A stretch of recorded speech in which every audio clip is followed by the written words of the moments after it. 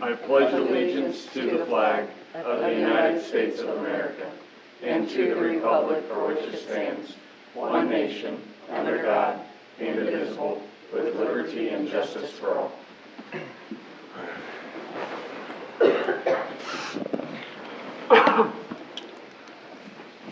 Roll call. Keating. Present. Snellings. Present. Reinhardt. Present. Prater. Present. Grom. Here. Baraki. Present. Beichman. Present. Ferris. Present. Quorum is present. Thank you. First up, we have approval of minutes for the January 12th regular meeting. Move to approve regular minutes, January 12th, 2026 is written. Second. Moved and seconded. Any further discussion? All those in favor say aye. Aye. Opposed? Ditto. Thank you. Next, we have approval of minutes for the special meeting, January 19th. Move to approve minutes, special meeting, January 19th, 2026 is written. Second.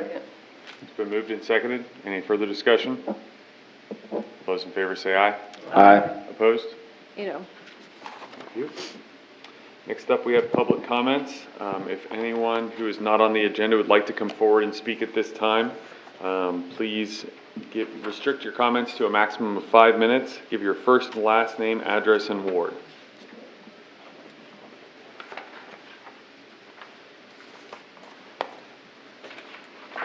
Hello, I'm Maureen Christ, 1129 Juniper Road, Ward 1, and I am here as a representative of the Blue River Rail Trail Corridor Project and the steering committee, and just to give you a quick update about what's been going on since we came and presented to you in December.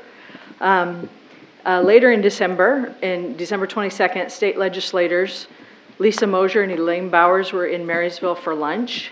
I was not here for that meeting, but I believe Mayor Fry was. As I understand it, Lisa came prepared with newspaper clippings about the project, and she was actually instrumental in setting up a meeting for us with Lieutenant Governor David Tolan.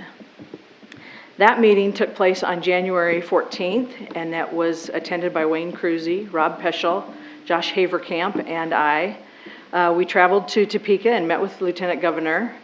And also at that meeting were Lisa Mosier, Elaine Bowers, along with Jenny Kramer from KDOT, our grant writer, Brett Wagner. And after presenting our project, the discussion quickly focused on the best way to coordinate the CDBG grant from the Department of Commerce and the TA grant from KDOT.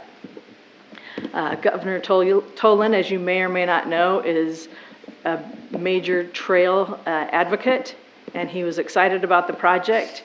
And it was, quite honestly, a very fun day for us to get to see all the excitement by all these people that are wanting to help us. But we obviously need to go through the processes to make it happen. Last week, on January 19th, I presented the project to Rotary. And then again, last week, we presented the project to the Marshall County Commissioners, the same presentation kind of that we gave to you, just to keep them informed and to ask for their support. And they seemed excited as well. At that meeting was Mayor Fry and Rob Peschel, myself, and Mike Miller from Partnership for Growth. Later last week, we met with Brett Wagner, our grant writer. He is getting started on the grants, the two major grants that we're applying for, the CDBG and the TA grant. And so the grant writing is our major focus right now, with the call for projects on the TA coming out on February 2nd. And the final application deadline is May 15th.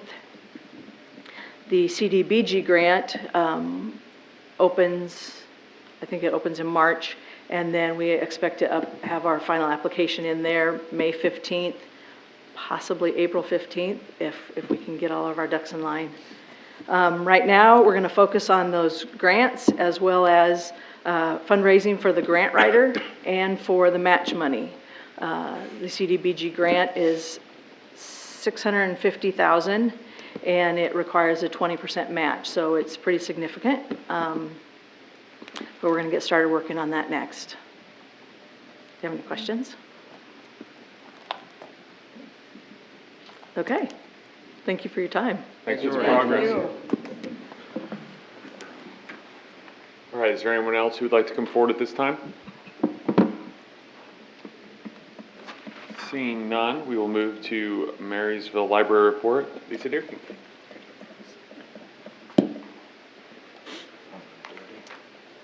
Good evening. I am Lisa Deerking with Marysville Public Library. Mandy had other commitments tonight, so you get me. I'm a little nervous, so hopefully I don't just babble and ramble on. My understanding is that she sent you all a letter kind of outlining the big thing right now would have been the state report that for 2025 that was filed. When I read through this in preparation of coming tonight, I was really even pleased to see how the increase in things. I see, thankfully, good numbers coming out for my stuff. I work with the children, but I don't always see how the adults or the statistics for the circulation. I just don't take time to look for it. So I was really pleased with that. One correction in the second paragraph, third paragraph, where it says program attendance. I actually have 3 weekly story times, not just 2. So I said I wanted to make sure you knew I have babies on Fridays. I'm pretty proud of that one.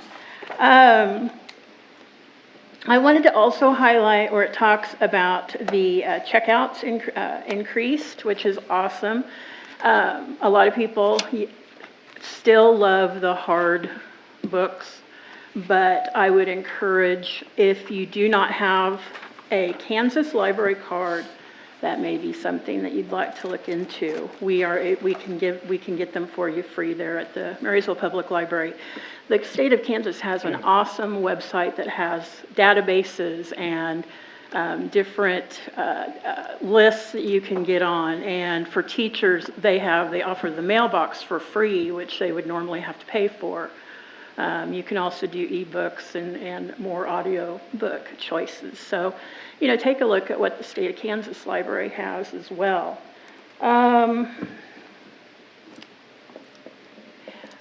Couple of highlights real quick. On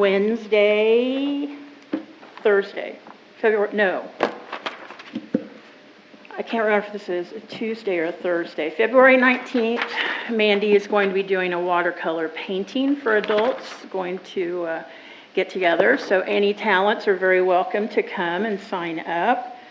February 20th then is a day out of school. 364 does not have school that day. Whenever they do not have school, we try to offer some type of additional programming for the kids, for something for them to come in. April Todd is heading up that day, and she told me she's going to offer 2 interactive movies, one in the morning, one in the afternoon. I've never been to one. I want to go, but it's a regular movie. I think Zootopia is in the morning, and you do funny things throughout, and so that will be something new for us. I could go on and talk forever. I'm so proud of our library. I could tell you, I don't know, I could just go on and on. A couple of things real quick. More is, let's see, I don't know if this is our kind of our little image of some of our statistics. We had 520 programs offered, and approximately 6,776 people attended our programming. The libraries are still relevant. Lots of people come in and use our computers as well as Wi-Fi. We had 23,411 Wi-Fi accesses last year. One thing that just has happened the past week or two, our social media. All libraries have their social media, and Joy Kramer has come on staff, and she's been our TikToker. And so we do the Facebook Reels and stuff, and then she'll post them over on TikTok. Well, when this report was printed, we had 617 followers. I went and looked today. We currently have 7,245 followers. That was just in the last 2 weeks. Does anyone know why? Have you guys heard? I mean, seriously, it's kind of the talk around town a little bit. One of our videos, it just still tickles me. We did with a very, very special patron of ours that we love, and it had, let's see, where's my note here that says what it had? We started out with just a few hundred likes on some videos. It went up to 1,000. We'd have like 5,000. One of ours has 19,000 views. The next highest is 598,000 views.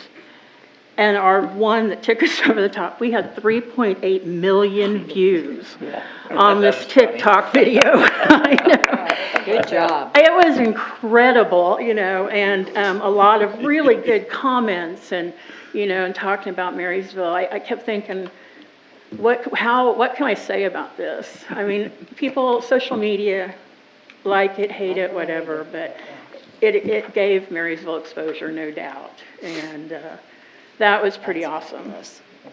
So in conclusion, we had our Wake Up Wednesday about a week and a half ago, and all the employees were just super stoked about it. We really were, because we were able to show off what our library does, what we do, how we serve the community, and we're pretty proud of it. So I hope that you can see that in us, because we really enjoy it. It's nice when you can enjoy your work. So are there any questions before I just keep rambling? Okay. Job well done. Thanks, Lisa. Thank you. Thank you. All right. See no notices nor hearings. Move into business and discussion items. First up, we have the food truck request from Blue River Eye Care.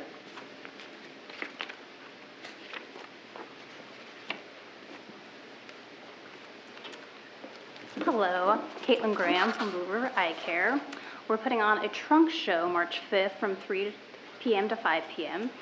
We're going to be showcasing our new frame lines, Ray-Ban and Oakleys, which are going to bring in some of their meta glasses for patients to look at.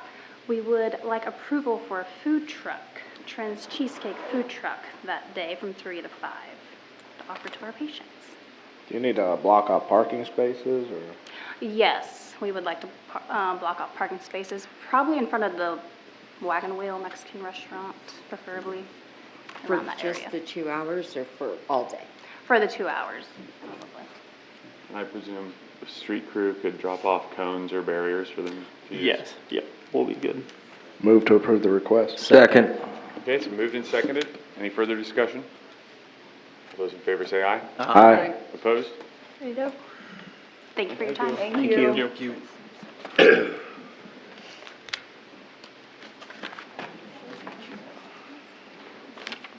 Okay, next up we have the Patriots flag mural mosaic request from One Marysville.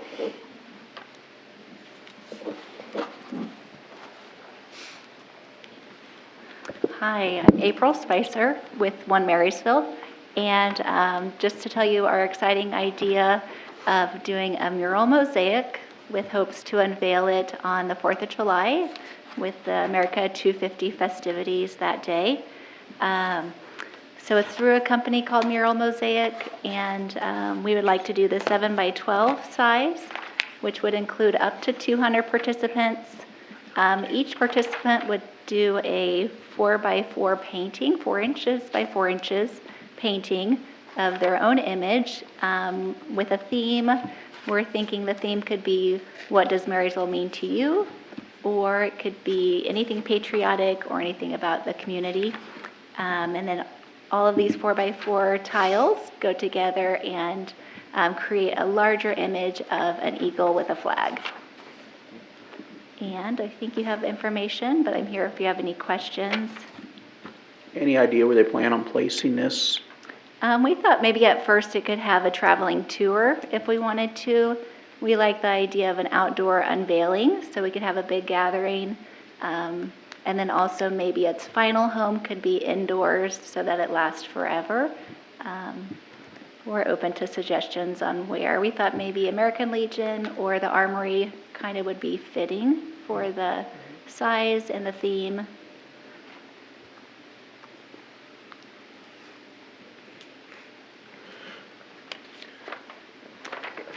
Move to approve the request for $6,500. Second.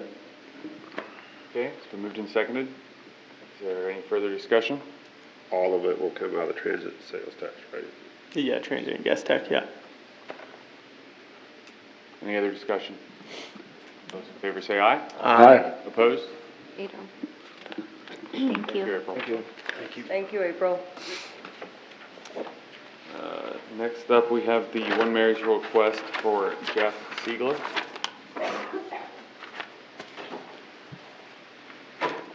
Since there is not a representative from One Marysville here to discuss this request, I'll go off of what was provided by Wayne Cruzy, but then also he sent an email to Todd and I earlier today to kind of go more into detail on it. So One Marysville is requesting to bring Jeff Siegler back into Marysville instead of just doing I think it was maybe 2 hours last time. I can't remember exactly how long it was. Speech / interaction with community. This will be a week-long, I think they call it residency within the community, where where he goes in depth with different groups within the community and tries to really build more momentum as far as creating community, creating shared spaces, and really trying to build action around that.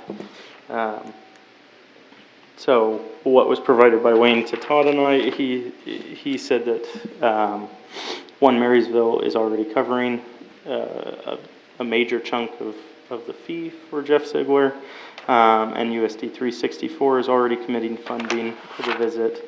They've also reached out to a number of other groups to potentially help fund his visit.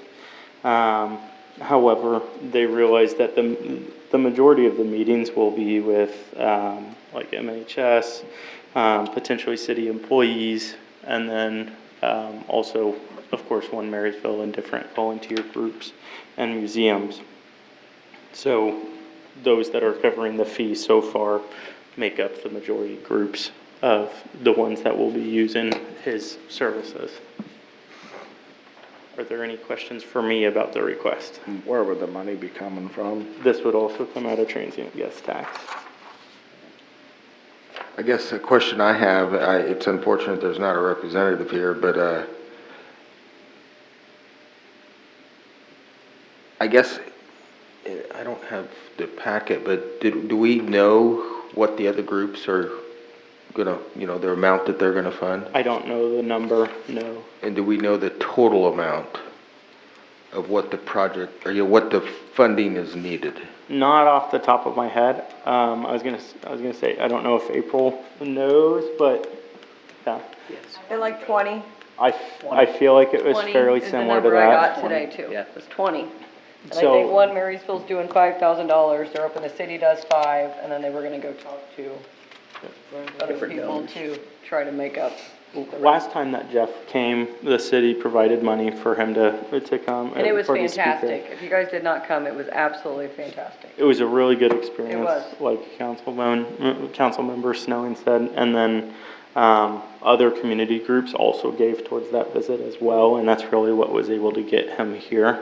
I know a lot of people took away, a lot from that experience and from that speech, and I do think that has had to do somewhat with some of the movement that we've had in the last year as far as building community spaces and getting people around that.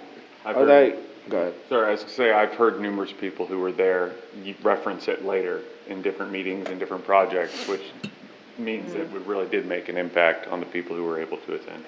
So on the week he's here, is he gonna be offering meetings with groups separately, or is every time he's meeting with people is gonna be open to the public, or do you know kind of how that's gonna work? It'll be mainly separate, set schedule, but there is a larger kickoff, and then I assume there's a larger closing type thing as well. I think they were working on a schedule where they block off this day.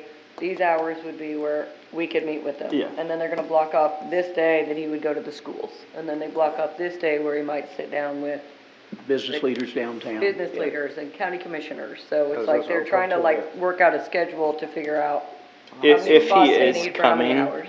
then we'll probably set aside a time where he's meeting specifically with city staff. Yeah. More specifically with like code enforcement and, streets. And then, there'll also probably be a time that we try to have him sit down with the city council.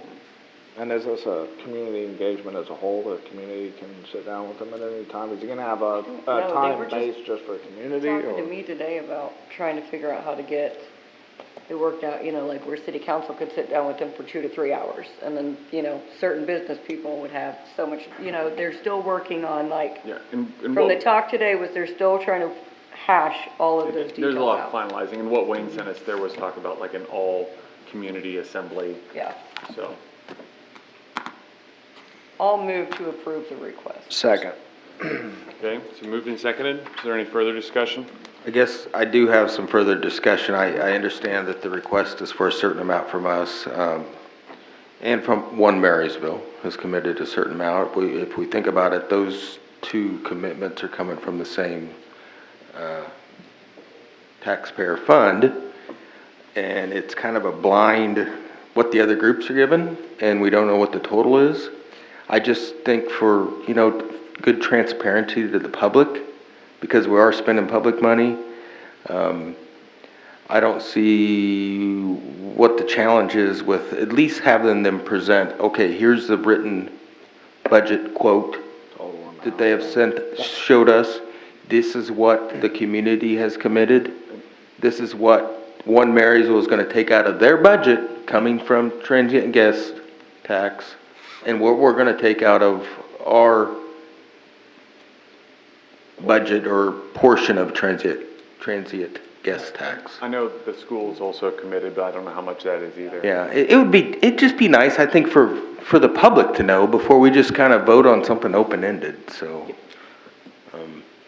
That is a very good point, and we can definitely have, somebody from One Marysville here next time. I'm looking through, my emails real quick just to see if I had something, regarding the full, but. Or maybe even if One Marysville, I know they have a lot of social media platforms, maybe they could just do a post about it, at least to get it out there and say, hey, these people are giving this much.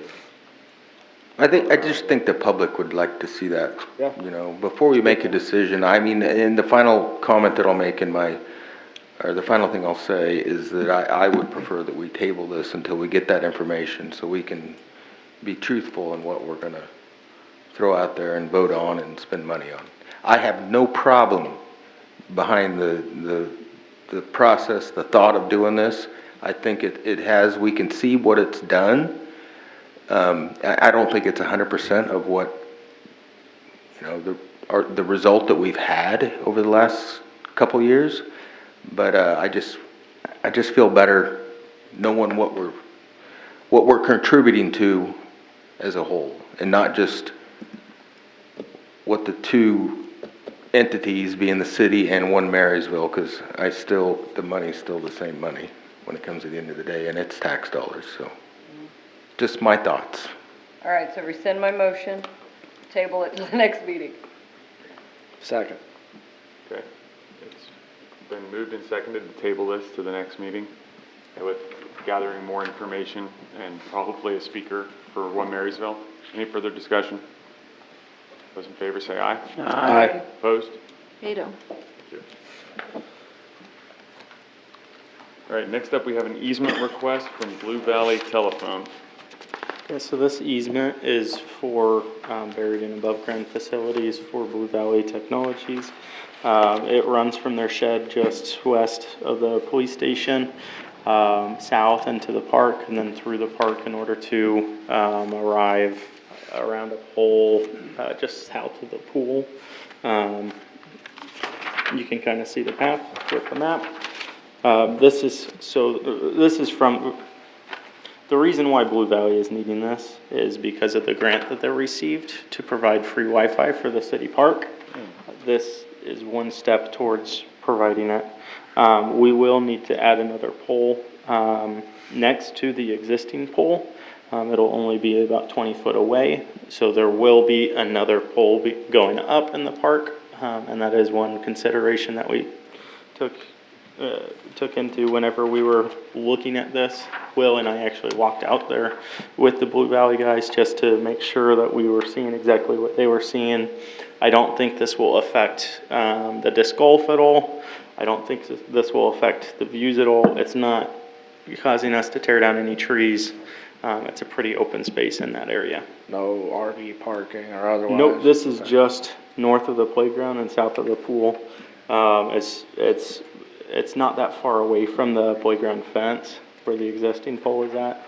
I think, well, with the snow, I'm not for sure, but I think there's still a flag out there posting exactly where it's at.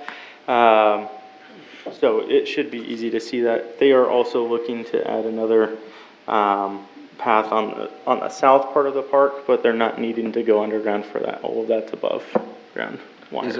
Is it our responsibility to pay to put the pole in, or are they doing I that? believe Evergy is providing the pole. So it'd be part of their franchise agreement with us? Yeah, and then there might be a chance that we need a meter there. So there would be an additional charge for the city for the free Wi-Fi. For power, for like the Wi-Fi? So, For the, Okay, what? yeah. why does it need to be a different pole? Is it because of where it's located, like So, for signal strength? Evergy It's has honestly certain rules because about of it. Evergy's corporate policies. That's We have okay. tried working with the local team, and we have gotten around that in the past. However, the corporate policy is taking over quite a bit more than the local policy. There's no way we could run the electricity off of the pool or somewhere that's already has We already power, looked so we into don't- that as well. We already looked into that as well. If we did that, I believe it would cause a little bit of structural issues as to the pool house, depending on where they put it, as far as freeze thaw and that type of stuff. What about the lights for the tennis court? Could we pull off of there? There's electricity in the area. There is, yeah. I can't remember what the issue was with that one. Another Yeah. reason. Yeah. What about a solar array? Couldn't they I don't move like it a- up I closer don't- to the pool I on like that high paying. spot than it's right there by the pool? Sidewalks meet, For which reason? just get a little higher in the air. I think they were content with where the pole was at, they really wanted it to be on the existing pole.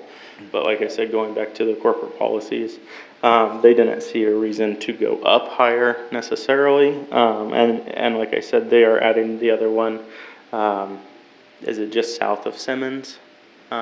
Potentially on an existing pole where we have infrastructure. So are you just talking like the minimum meter charge for Yes. usage, I'm guessing? Potentially it'll be Which literally is- the minimum and then a couple cents.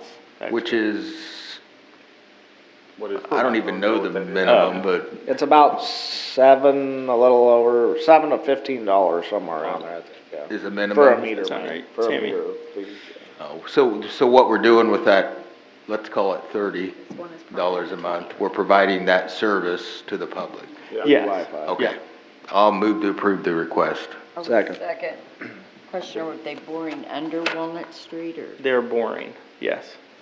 And under the sidewalks and Yes. everything, no cuts. And Yes. they do all of that, or the city has to do it? They are doing all of that. I believe they're trenching the whole, well, not trenching the whole way, they're boring the whole way, sorry. Okay. Yes. Only thing on the city is the meter. All right, it's been moved and seconded. Is there any further discussion? All those in favor say aye. Aye. Opposed? Next up, we have the bids for a mower for cemetery and parks. If anybody would like to come talk about that, I figured. Hi, Dom. Hi, guys. Most of you know me. Dominic Sircone, Supervisor for Cemetery and Parks. Nice to meet Nice to meet you. you. Nice to meet you, Michelle. All right, we're looking to replace our two big mowers, 72-inch mowers. The two we currently have 2,007 hours and 2,152 hours on them. Dom, Yes. how old are those, 2 years or 3 years? I want to say they're 4 years old, Are they Kevin. 4 now? Yeah, that was my We were question here. supposed I to guess I remember when replace we some. bought them, I didn't remember. Yeah, Thought we were I supposed to think we replace bought them them right last after year. I started. Yeah, as so they supervisor. were approved in the budget for 2025. We went ahead and paused that for budgetary concerns for the general fund and moved them on to 2026. And that was 4 years. approved. Yeah, so what I understand is we have $35,000 in the budget for the 2 mowers. And I tried to do as much homework as I could for you guys. Hopefully I didn't bore you. But what I'm looking to do, there's a few options, and I'm not going to complain about any way we go. The one that I would really like to try is to, of course, replace both of them. There's a few things I didn't put in here, but I'm going to tell you about now. The Bobcat obviously came in much lower than anything else comparable. So that is one option, to go with 2 Bobcat 72-inch ZT 7000s. That'd be the cheapest option financially. The only other thing I thought about doing was getting a Bobcat and getting a Hustler Super Z Hyperdrive, which is one step up from the Super Z is what we have now. We currently have a mulch kit for both of them for the big mowers that would be compatible with the new mowers if it was a Hustler, and they have they call them flex forks. It's basically a kind of front wheel suspension. Flex forks run about $400, and the mulch kit is $450 to $500. So that'd be $900 that we wouldn't have to buy for a new mulch kit and et cetera. Is there anything on here you guys have questions about? I put a lot of stuff in here that, frankly, some of it's probably over my head mechanically. We've had good luck with really the difference between the Hustler. If you go to the page, I don't know what page it is, I don't have it on my sheet here, but it says Bobcat Pros versus Hustler Super Z Pro. The Bobcat has a bigger gas tank, a 2-speed transmission. The front tires are 2 inches taller, so it'd probably ride a little smoother. The warranty's better. And then the only difference between them is the drive system, pump and wheel motor versus the hydraulic transaxles, is which the Bobcat has. And from anything I could gather on that, those are pretty rugged. Those the transaxles. They're probably not as heavy duty as a pump and wheel motor system, but like I said, there's pros and cons to both. If you had We have, what's that? If you had it your way, you would go with the Hustler? One Hustler and one Bobcat. To be honest with you, I kind of want to try. We've had Hustlers from here on out, or from the last 4 years, and I kind of want to see if, to be honest, it's cheaper, but it's also a good. I'm sure it's a good mower, the Bobcat, and I'd like to see how it compares to a Hustler. But you have to buy the extra equipment for the Bobcat. What's that? You have to spend more money to get the. I looked at, basically, the only thing we'd have to get is a mulch kit for mulching up leaves in the fall, and those ran from $300 to $350. And do you have that on the Hustler already? Yes, we do, on both of our Hustlers. So I guess I have 3 questions. One, on the Hustler, what's your service been like? If you do need to have somebody help with something, or you not had to? We had one issue that was under warranty. I think it was a drive system, and I took it down to Waterville, and they did, I can't remember how long it was. That's been probably like the first year we got it. So it was probably out of service for maybe a week while they fixed that was the 60-inch, which we are not looking to replace. But so yeah, we typically we do all our own maintenance as far as oil changes, hydrostat oil changes. Really, Doing your own between maintenance, that and does affect tires. the warranty at all? What's that? Doing our own maintenance, does that affect the warranty at all? No, no. The warranty basically just covers like, most of them, what I can tell, they cover your drive system, your motor, you know, Which are the expensive things, right? yeah, all the expensive stuff. And from what I could tell, the Bobcat had the best, you know, Hustler, 5 years, we're gonna have over 1,200 hours on it, easy. We're probably averaging around 500 hours a year, maybe a little more. So just to So- recap, Hustler's tried and true, but you wanna get a Bobcat because they're less inexpensive, Mhm. have a better warranty, and so Mhm. you wanna try at least one Bobcat. It's hard to compare, you know, I've had dealers come and give us a demo, we demoed a John Deere, and usually they bring it, and they sit around and watch you mow for like 20 minutes, and then they take it back. So it'd be, you know. The only way to truly find out what something does is to use it. Yeah, Yeah, gotcha. I don't have any doubts that it'll be a good mower.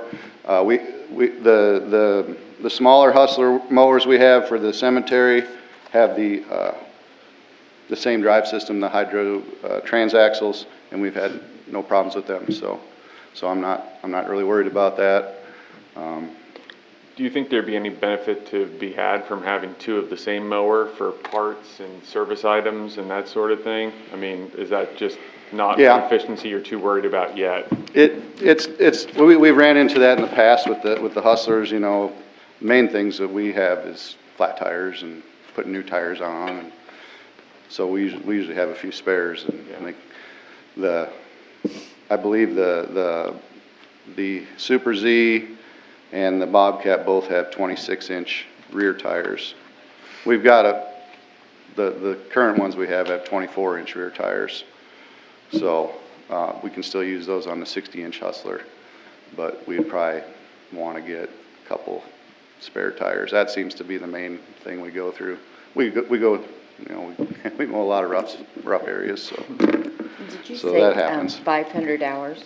What's that? Did you say 500 hours a year? Yeah, pretty close to that, yeah, yep. The two big ones. Now, the rest of our fleet, it's once, you know, the 60-inch gets a little more use than the other ones, but the two big ones they're going pretty much, if the grass is growing, they're mowing, so. I guess it has nothing to do with this discussion, but have you looked into the airless tires that still have some support to them? They do I think that'd be have something regardless of the direction you go. Yeah, we tried some of those for the front tires, and the guys didn't like them. They rode really rough. They also, both, I think all the companies have options for the run flat. Tweels, I believe they call them, for both front and back. I've never ran one on the back. I like the idea of not having flat tires because it drives me crazy, but I'd have to, you know, it's something I think they run about $1,000 for two big ones. 1,000 to 1,200. I've actually used They've told me the rear tires are more, they're a little better. They've had the front ones that people didn't like because of the ride. But anyway, sorry, I didn't mean to interrupt. No, you're good. I would definitely, as far as recommending the airless, you're gonna get a lot more time out of them. They're less harsh on the grass. They get a lot better traction, so you're not gonna be spinning out like on hills and things, which I know we have a lot of. They give you a lot better traction, so it's also a lot safer for the people mowing. Front tires, I would agree with you. There's no reason to have them on the front, so an aerated tire on the front, I don't see a need for that. But I would definitely recommend the airless for the rears. Yeah, and I believe the Bobcat comes with what do they call them, like flat-free front tires as well. So I don't know if it's a solid tire or semi. It's like a solid foam. Okay. Move to approve the request for the Bobcat and the Hustler as presented. Second. You guys want me to scoot so I don't influence anybody's vote, or? You're good. You're good. Okay. Thank you. Thanks for your time. It's been moved and seconded to move forward with the purchase of one Bobcat and one Hustler as requested. Is there any further discussion? Yeah, on the Hustler, when the pump and wheel motor drive goes out, can it still be driven? I have not experienced that yet, Keith. I know that one of the disadvantages of that is the cross-contamination because it goes to both wheel motors as opposed to your transaxle is one separate unit for each tire. I would say no. I would guess no, you probably wouldn't be able to drive it, Well, you since know. the Bobcat has two different axle systems, Yep. I Yep. assume that when one goes out, the other one can It's- still drive. Well, yeah, you would drive in circles. Yeah, you would just drive. Right, and it comes as one unit, so you just replace the whole thing, I believe is how that works. Oh, so you would have to replace both either way? Right, you would have to probably, the bad part about the pump and wheel motor is you have one pump pumping to both motors, you have a tank. And so you could, say if you had some metal parts or something get in your line, it could shoot over to the other side and screw up that other wheel motor too. So you could be replacing them both as opposed to just the one. But I think either way, you would, be stuck where you're at. You'd have to just take it out of gear and take it to get Put it in fixed. neutral. But And I get where you're coming through from too, Keith, but I think this is a good opportunity to at least evaluate something that we haven't used. Oh, I agree. And still fall back on something that we Way have. to test one against. Yep. And yeah, to be honest with you, if we're impressed with Bobcat so much more than Hustler, then that'd be the way to go. And price just, obviously it's $1,900 difference, so. Last comment I have is this comes out of which fund? So this, I believe, is coming out of the general fund. I believe it was budgeted for the capital outlay within the. Yeah, that's what I thought. That was great. And to confirm, we decided not to spend anything in 2025. We on- pushed it to this. Yep. Pushed it to the. Yep. So, We did end up purchasing upgrades to the Hustler motors, but for seat upgrades, however, those we should be able to transition Yeah, that should. to any type of mower. Yeah, they come on a plate and you just 4 bolts. And then you gotta, if you need an adapter for the seat switch, then you can We get can one. keep those. But, to clarify the motion, if there's 2 options as presented in the agenda that would include one Bobcat and one Hustler. There's the most suitable one, which includes the Hustler Super Z Hyperdrive, and then there's the third one. Did you mean the first one or the second one? Well, I mean the Hyperdrive Hustler and the Bobcat as presented. Just making sure, Yep. since it was. yeah, I might have threw a little too No, much in it's there. all right. Sorry. Okay, it's been moved and seconded. Is there any further discussion? All those in favor say aye. Aye. Opposed? One abstention. Thank you, guys. Thanks, Tom. Thanks, Tom. Thank you. All right, next up, we have the contract for services, LMI Western Consultants, BB8 Gas. Sorry, let me find my page. So this is a contract for services with Governmental Assistance Services out of Lawrence, Kansas. This is Brett Wagner, who previously did the CDBG work and some of the other grant work with Tyler Holloman and Frontier Development Group, who we have the Broadway Loft / the Castro Commercial Buildings with. So we have previously used him before. This LMI is for another CDBG. It's trying to qualify our community to meet that LMI standard in order to qualify for those CDBGs. This is just the beginning of that process. So Maureen coming in front of council and talking about how they want to apply for the CDBG grant by April 15th. This is this is one of the first steps in order to actually even qualify for it. If we do not meet the standards, then we can't even apply for that grant. Right now, the estimate has us at, I think it's like 39% LMI, and we need at least 51%. Was it 5 years ago, Sammy? When we built the new fire station, we went through this process to Yes. get that funding, so it was at that time. So we have done it in the past. They don't usually see that big of a switch. in that time frame. So he is hopeful that we would be able to qualify through this measure. And CDBG outlines different ways to do this, and this is just one of them. So this is a community-wide random sampling survey.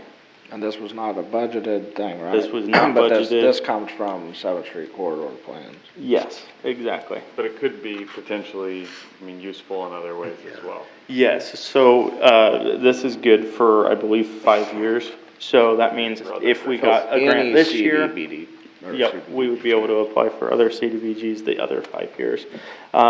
You're only able to apply, well, you're only able to receive, in general, you're only able to receive one CDBG a year. Of course, there's certain CDBGs that you're able to have, you know, it allows you to have more than one, but in general, it's one major CDBG per year. A commercial redevelopment, like what's going on at the Kester Commercial Block, does not count towards that one per year. That's a separate category of CDBG. So Move to approve the request. Second. Okay, it's been moved and seconded. Is there any further discussion? I would just say this is our first step in showing our promise to the people who took all that time to present all that information for 7th Street corridor. I mean, we all as a council and mayor and decided that we were gonna contribute and be 100% on board with that project. So I think this is a first step in showing that. And I'm all for us leveraging this into more opportunities to bring outside grant funding into our community. If approved, this will come out of sales tax improvements. It's moved and seconded. Is there any further discussion? Those in favor say aye. Aye. Opposed? Veto. Thank you. Last up, we have well number 11 pump repair from Sergeant Drilling. Move to approve the request for the 11 pump, or well 11 for $21,842.95. Second. Okay. It's been moved and seconded. Is there any further discussion? Just to verify, this was the one pump that was pulled out when we replaced it with a brand new one to get repaired to have a This backup. is a separate well. Separate. That was This is 12. That was 12. Yes, That that was was well 12. And yes, so this was another emergency repair. As you can see, this is an invoice and not a quote, which means the work was already done on an emergency basis. Yeah, that's why I thought it was that Yes. other pump, okay. Yep, I That's why think the wanted other to one clarify. totaled maybe 23.5 or something similar to that. Yeah. I'd make a motion to approve the request and that the, We already have It's a motion already on the approved. table. well, then the discussion would be that we need to look into rebuilding the one we're pulling out to make sure we can put it on the shelf and have it ready Have to go. it ready to go. Yeah, The backup. Great. sorry, I was. All right, it's been moved and seconded. Any further discussion? I have a question. Yeah. What's the deal with the pumps? Is it age? Is it? Good question. Yeah, so I could not tell you the exact why, but I would say a lot of it has to do with the age of them. We are looking into what council had recommended after well 12, which is look at rebuilding the former pumps. And so that's the goal with both of them now. And we do have both of them pulled and in our possession at this point. Is this something where I mean, is it the brand of pump, or, I know they're quite old, but I'm not saying we need to do this, it's just a question, because I'm not an expert on well pumps. But is this something we need to look at, maybe possibly going with a different brand, or a different style, or getting upgraded pumps, as opposed to Honestly, repairing the ones we have? I don't think we've had much problem with the pumps still the last couple of years. But they're old enough now. Yeah, like I say, think they're getting to the age it's now. hitting the end How of them. old are they? You know? What year did those go in? 20, I think about 20 years. 22 Yeah. years. I'm just saying, So. modernization could possibly save us money in the And future, then- that's all I'm saying. No, I agree that we should look into it, and I also want to comment and say, we hopefully will not have 2 to 4 wells that we're working on in 1 year.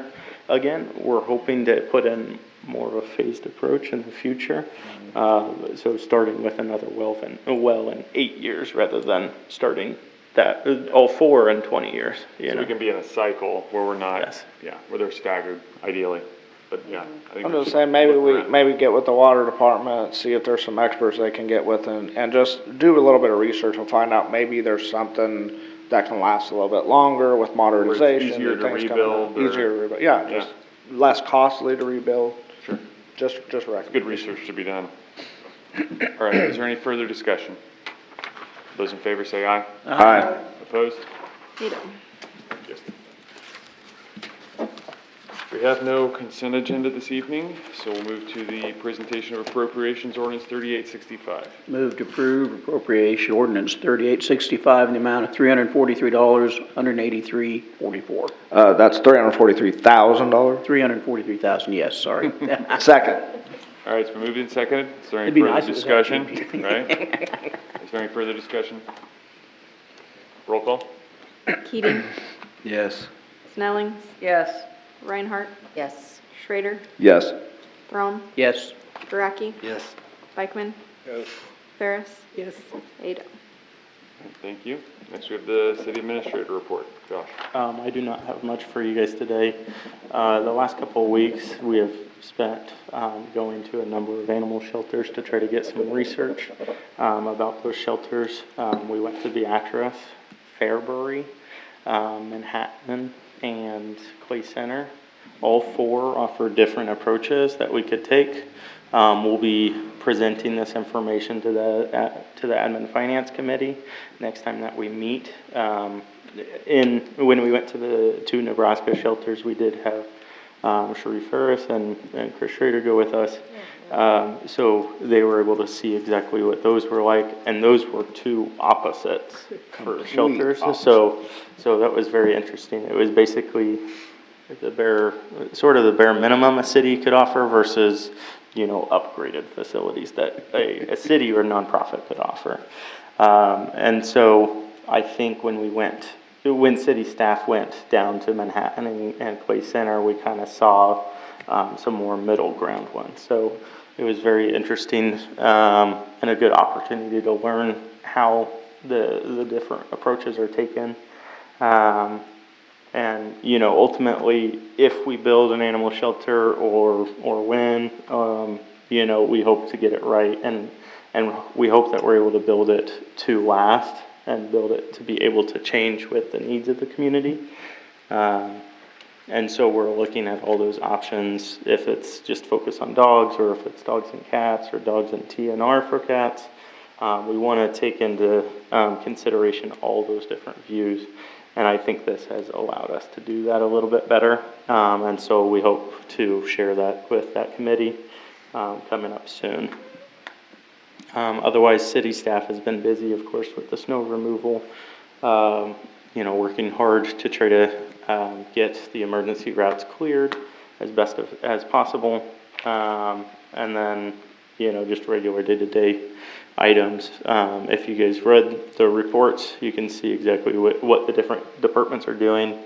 We did receive the KMET Gold Star rating for risk insurance. We had previously presented on that. This actually gives us the largest discount that we're available to have through KMET. And it's all because our employees are being safe and we're taking the proper protocol in place as far as safety audits and different items like that. Okay, great. Anything else? That is it. All right. Do we have a couple of water leaks due to the Yes, cold? so we had 4 different water lakes. There's one at 8th and Ann. There's one at 19th, and I think it's May. That's what I knew about. There's one right in front of the health department. On Broadway? On Broadway. Again? Near the hydrant, again. And right now I'm blanking on where the 4th one is at. Due to the cold or? I would say most of them would have to do with the cold for the most part. I'm not sure about the Broadway one. Yeah, I was gonna say. We're looking into that one. It could have been a design/placement issue because that's not the first time that we've had a leak right there in that area. So we are looking into that. Okay, thank you, Josh. Next up, we have the standing committee reports. remember who the chairs are yet. Who's the chair of our street committee? Mr. Keating? What would you like to report, Mr. Well, the Keating? first thing I'll report is, unlike the committee chair, Goraki, I did not get my minutes typed up correctly. I do apologize that it will not happen in the future. That's one time for Kevin. I'm admin and finance chair. So, present were council members Reinhardt, Throm, and Keating, the Mayor Fry, City Administrator Haberkamp, City Clerk Ralph, and the Superintendent Gundelfinger. The call for the meeting was any long-term planning for the Keystone and 12th Road area. And then we also wanted to talk about other priorities for 2026. The first discussion was 12th Street or 12th Road in Keystone. We talked about what are the low-hanging fruits, you know, what can we do ahead of time to start tackling the project, showing movement on it, drainage, things of that nature. Then there was discussion on, you know, let's go out and look at easements and getting those established and put on the books. So we're not waiting until we start a project. We have it done and out of the way. There was a very unpopular discussion on annexation. And do we need to visit it? Are there reasons for it? Are there reasons not to do it? And then the last thing that we talked about, and I brought this up myself as the elected chair with not a lot of argument, either from all parties. If I wasn't there, I probably would have got the chairmanship. We would have voted you. Yeah, I know. The last thing I brought up was reaching out to, because, you know, it's no secret, we've discussed the idea of, you know, okay, this is a hybrid project with some concrete where it makes sense, majority being asphalt, good road stabilization. I brought up the concept of maybe reaching out to a local contractor from an education standpoint and including the committee, administration, city staff, being Gary, to have an educational, you know, what can you bring to the table? What should we be thinking about? What approach should we take to doing this? If we're thinking about going that route, we've had a lot of experience, at least in the last 4 years, because that's all I can speak to, of engineering and putting in a concrete surface.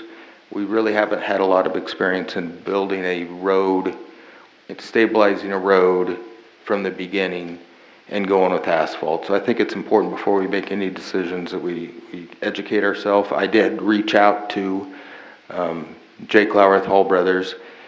He is going to work on coming up with dates in the next 60 days when he could get his crew and his subs for doing various things like road stabilization in and meet with us. Maybe the guys from Wichita might be a Zoom type of thing just because of logistics. Because of certain reasons, it might be something that happens during the daytime and we just might have to figure out a good schedule to do that. And I think it's very important that, one, it's obviously the committee. It'd be nice to have the mayor, but more importantly, the city staff. Most importantly, probably our street superintendent, or I call him supervisor, you know, whatever. We're very ambitious at the end of that discussion. Was the goal is still to start doing something physically that you can see 2027. So that's going to be our goal. There's going to be, I'm going to probably be the first person to say that we're not going to make any promises, but that's the goal of where we want to start on the project. And part of that is we have some other things that we got to get done in 2026. Some of those priorities that we talked about was 4th Street next to the water shop. North Street by the cemetery. We need to evaluate what we're going to do there. Do we need to stabilize what we have and Band-Aids, or do we need to look at a different approach? Not to say that's going to happen in 2026, but we got to start thinking about that. By the Catholic cemetery. Yeah. Yeah. Just for clarification. Yeah. So, yeah. Sorry. Keith wasn't. Catholic cemetery. We discussed Dawson Drive, that's come up several times, and it's not just Dawson Drive, we might have dabbled a little bit into sewer and water, because we talked about some drainage issues there, plus the street issue, and then different sections of 7th Street and 8th Street were brought up and discussed. One thing I'm going to do, I would encourage other chairs to do, is start a binder that shows what the call was for that meeting, what the official notes were that were presented to the administrator for the next agenda or for public record, and then any other notes that are relevant. You know, here's what we discussed, or here's what this person presented to us, type of thing. And I think it's important because it's a quick reference for future chairs and committee members, instead of having to go to Sammy and say, hey, what did we do 4 years ago? Or what did we talk about 6 years ago? At least we can pass it on between committees and chairs to have a little history there that's quick to access. So that is one thing I'm going to be working on. Kind of think of it as a diary, but that's all I have for a report. So as far as action items recommended to council, I know, Josh, there was the discussion mentioned about starting to work on easement issues. As far as 12th Road, do you want formal council action to get the city attorney working on this, or is that something you want to handle administratively? At this time, I think administratively works the best. We still need to have further conversations with landowners before we really even draw up anything. I ask because we have our attorney on the line tonight, so I want to make sure. I would agree with that, and I think that it somewhat is, it's a group effort between city staff and the committee members to discuss, have those personal conversations with property owners within the city limits at this point, for sure. Okay. Thank you for that recap, Jeff. We also had a Parks and Rec Committee meeting. I apologize about my voice this evening. I did not put this in my overview, but Kevin, you were voted chair. Kevin was absent. I was gonna say, Kevin was absent. It's weird how this is working out. So the first topic we had was the swimming pool, and just a 30,000-foot view of what's going on this winter. Basically, we discussed the slides and the Nemo feature. Manhattan Energy is working on cleaning up and resurfacing both of those features currently. The other feature that was discussed was the bucket water that dumps on little kids. I guess some little kids are getting knocked over by it, so we're looking at it more. Oh, is it that low, or it's just that much It's water? just that much force. Pressure. Yeah, it's just that much, and height, I guess. But, we're looking at a little bit gentler water feature, I guess. That it was brought up of like a continuous flow, like mushroom top. I know continuity was discussed last time, just based on it wouldn't match the Nemo feature. I don't think little kids would care, but. So that was discussed, or if anybody has any other options as far as like what something you could put or mount to that I'm pretty sure I saw mushrooms, Nemo swimming around under the. I can't remember. So yeah, the replacement options were discussed, but there are other options out there. Locker rooms, sheetrock replacement needed in the men's locker room. Repainting of the locker rooms was discussed, whether to change the paint or just go with what we have existing. Drainage and filtration. The sump pump in the drainage pit has been replaced, and the sand in the sand filters is being replaced if it hasn't been already. But it will be done before the next pool season, which is somehow quickly approaching. The next topic we discussed was Lakeview ball field improvements, the backstop replacement, the discussion on Doc Hafley and where he was in the process of gathering funds and support for that. The action item was for me to talk to him. I have not done that yet. Let's see. So the chain link fencing was discussed around Legion Field, and needs attention and potential repair. Have we looked into that any further? I have not. Okay, I mean, the weather's been, so. Let's see, red and black field needed, are needing dirt work similar to the blue field. I believe that Jeff Shell plans to complete dirt work after the conclusion of the major fall sports in the fall, basically. He's going to do similar to what he had done previously for the infield as far as drainage, so it flows out and is better. One major topic we discussed was the ADA and handicap accessible for red and blue fields. The replacement options were reviewed. There was an attached quote. Yeah, that's our fault. We did not include that in. Yeah, I should have. I think I have it yet.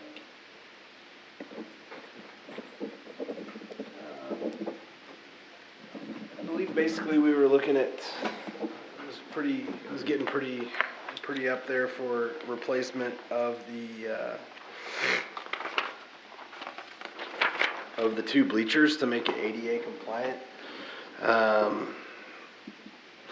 Yeah, you can pass this around if you'd like to look at it. We'd be looking at, was that for two? That was replacing two bleachers, yes. The full bleachers, Yes. we were looking at $57,458.20. Originally, we looked at Each. upfitting. No, Or that's both? that's both. It's not terrible. No. Total for both, yeah. That's total. Originally, we looked at upfitting to provide ADA on the existing. However, it was already adding up quite a bit. Yeah. So that's why we went ahead and just provided the new quote. So, and that's what I discussed in the retrofitting the existing bleachers was approaching the cost of new at that point. So, that is in the works as far as looking at making that more ADA compliant. We also discussed sidewalks, access to that from 20th Street. From the upper From the parking. upper parking lot as well on how, there's a lot that goes into that though, that as far as slope and how far things have to go with a rest flat platform for turnings. It's a lot that goes into the ADA compliant side of things. Sidewalk access, we discussed laying a sidewalk along 20th Street to improve pedestrian access that would run north and south on the east side of 20th. So, the concession stand water fountain. Basically, we're looking at we're investigating what the replacement would look like, including a water fountain with the bottle filler, and then we also discussed the storage needs.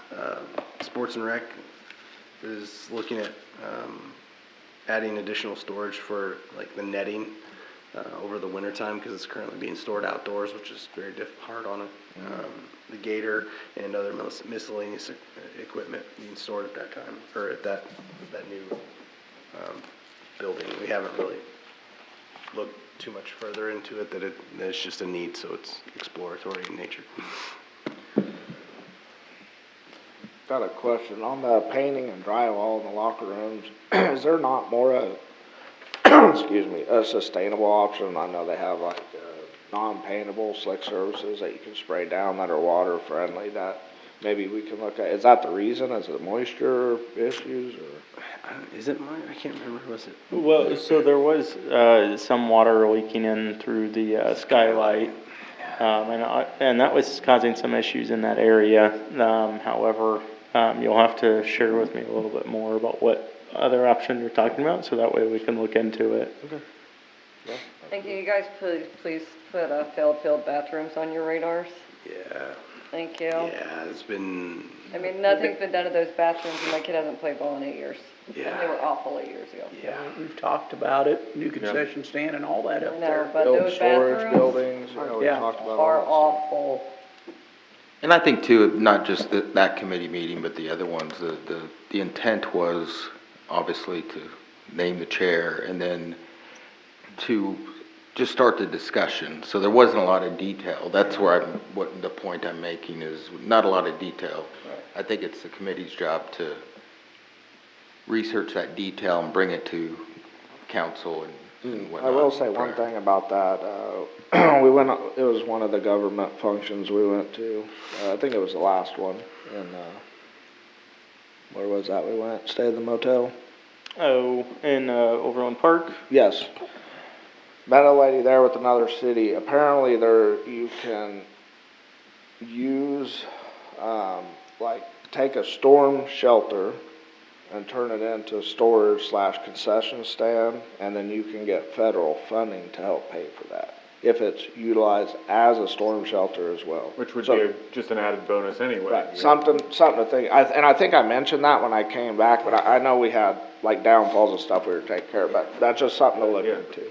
Just talking out loud on that subject, that's your fix for the bathrooms in the park. Right, yeah, because that's what this city did, they used it for all that, encompassing in one big building, that was It's a really good idea. Yeah, it is. Great idea. All right, anything else? That was it. Can I bring you something? Since we're on Parks and Rec. Yep.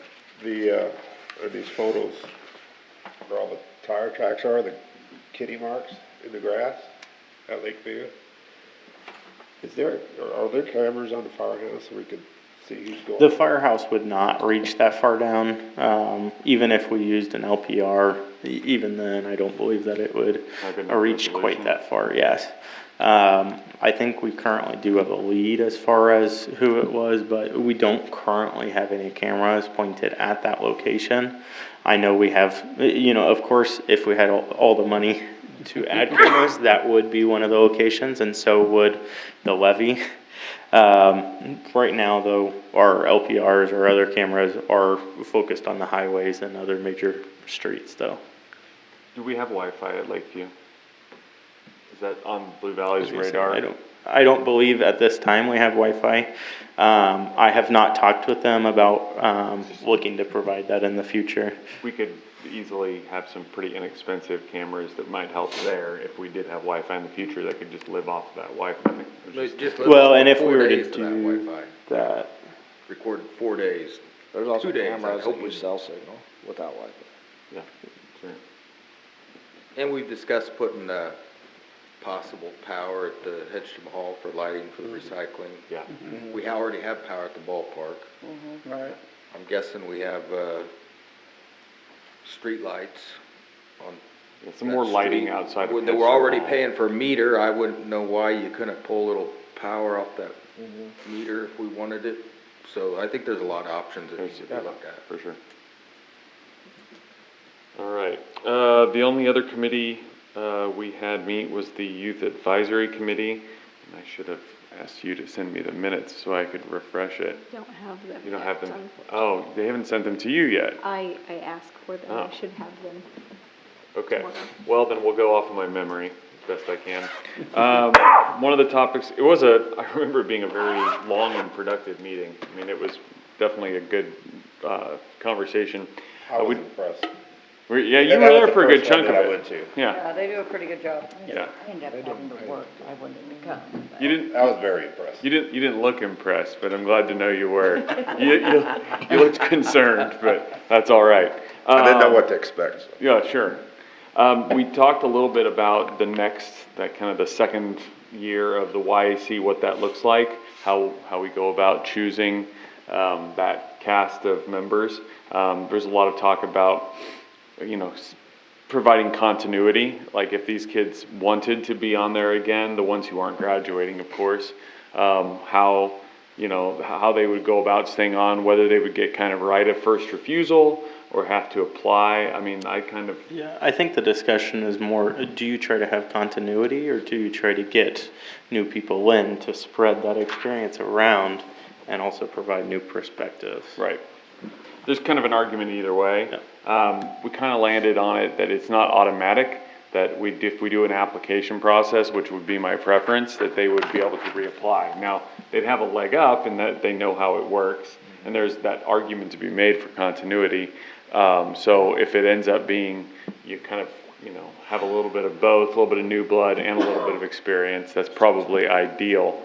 And it's one of those, you want kids to want to be in it. This first year was a little different because they didn't know what it was. Nobody knew about it. So they all got invited to the principal's office.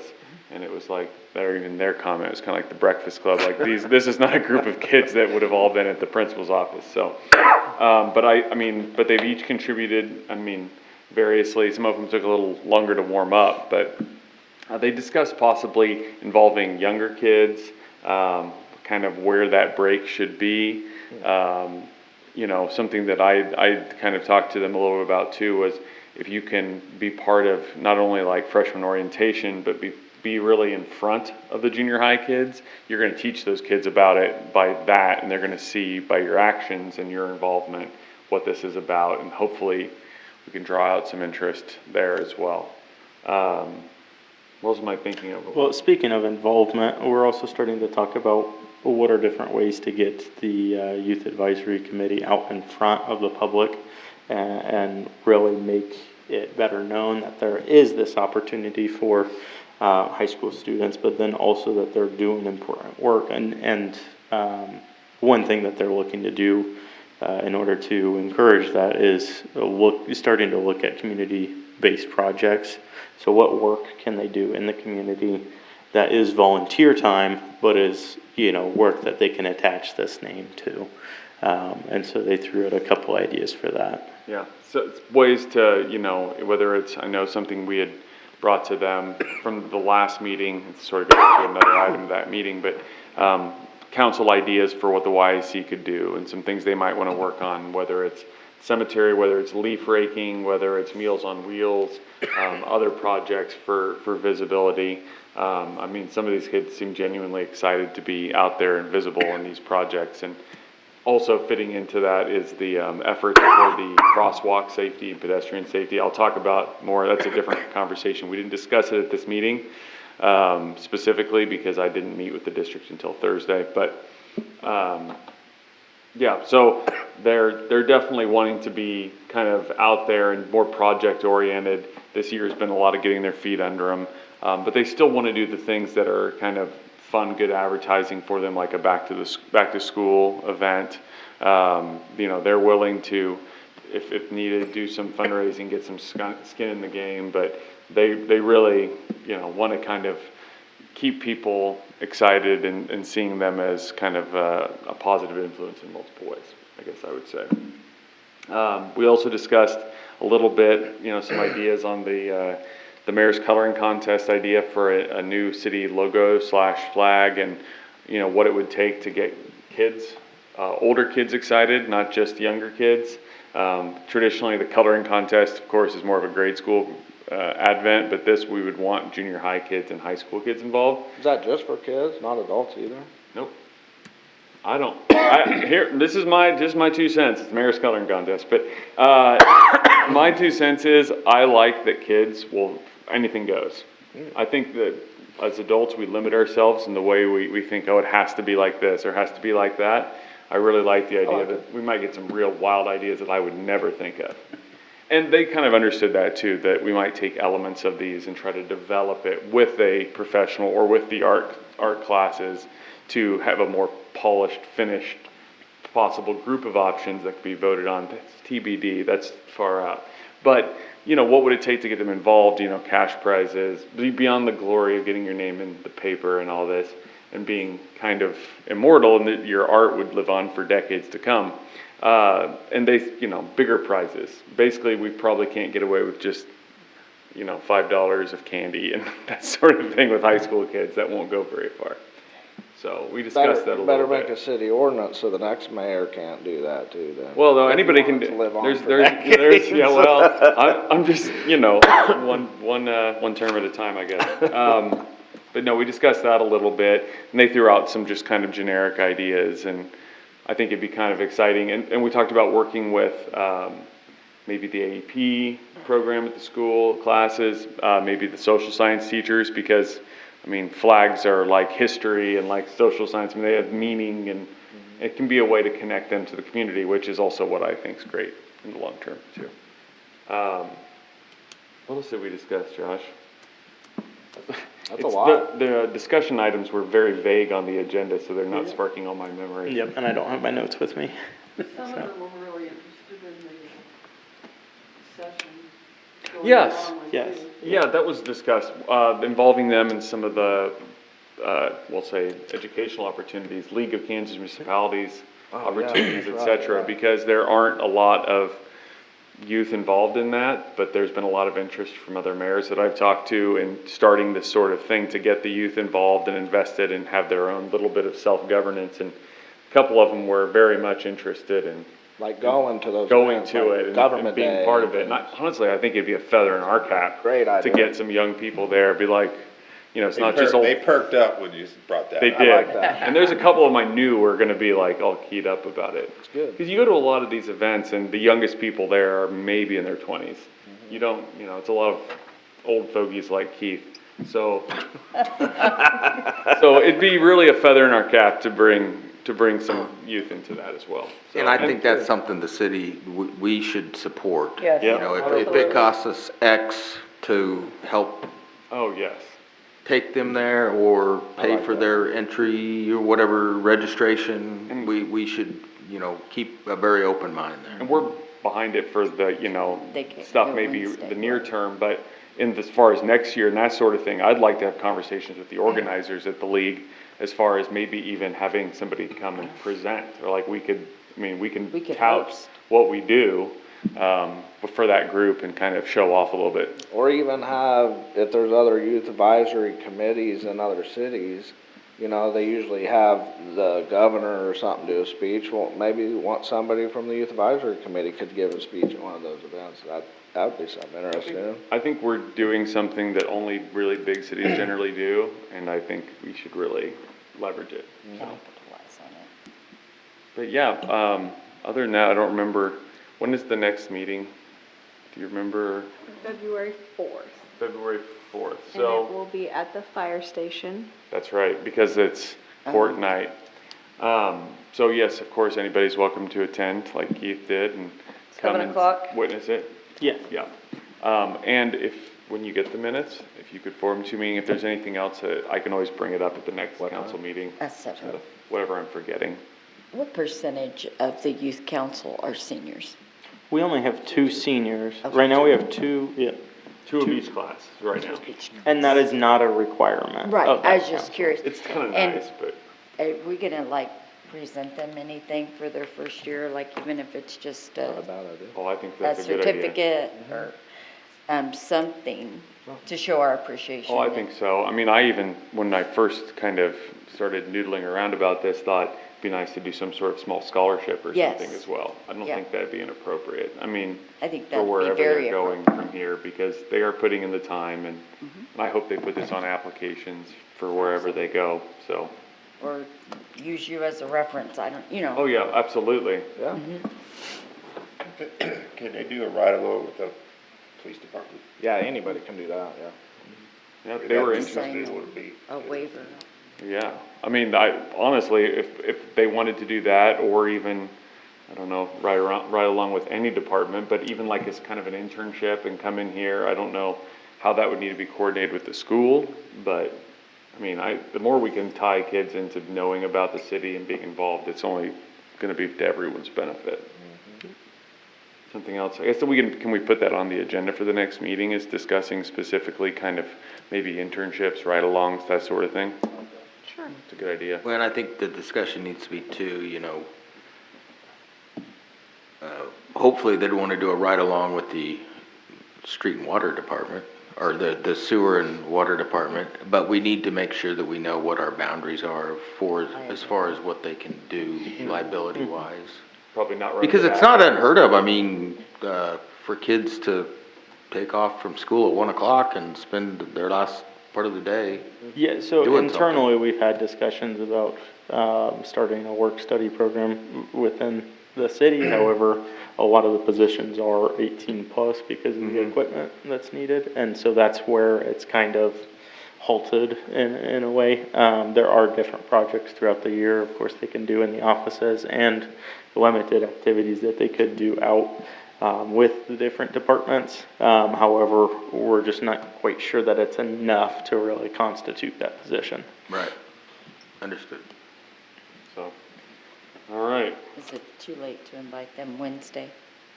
We did actually invite them at the meeting, and we asked that anybody who was interested get a hold of us ahead of it, if they were able to. However, it was super short notice. It was That's why I said. 2 weeks ago. And there's some conflicting events with the school. Yes. That, And so none of them have, and completely understandable. Well, maybe remind them at the next meeting about the legislative forum. Yes, March, the 14th or something? I think so. 14th. good idea. All right. I think so. Yeah, I think it's March 14th. While we're on the subject of standing Yeah, committee it's Saturday in reports, the morning. I know we need to schedule an admin finance committee meeting to discuss animal shelters. Also, we need to start discussing the city administrator's contract, which is up. Are there other items that would need to be on that call that you can think of off the top of your head? Those are the only two I had on my radar. More items can be added before the call goes out as needed, but I don't know if this week, how that's going to go, late week or early next, but if we could start trying to put something together on that.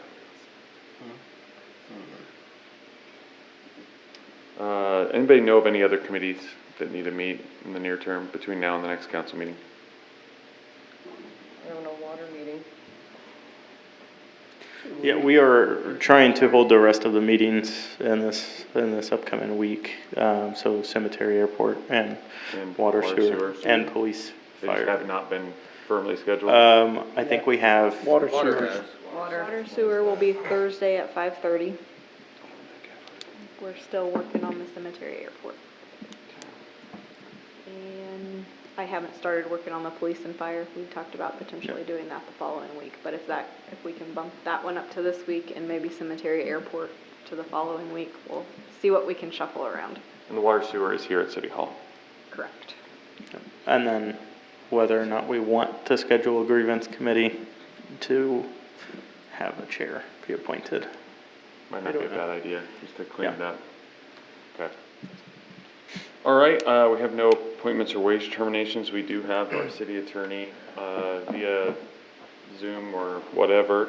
If he's got any comments he would like to share, I think Josh is going to connect him here. Oh, there I am. There he is. You mean my face wasn't up the whole time? Yeah, no, I don't have much to add. We're I having reviewed a lot of trouble hearing you. It's very that. It's a lot of feedback. Okay. Let's see. Hold up one finger. If you have nothing, hold up two. Do you have a set of headphones or something that would be able to concentrate the mic? Mm-hmm.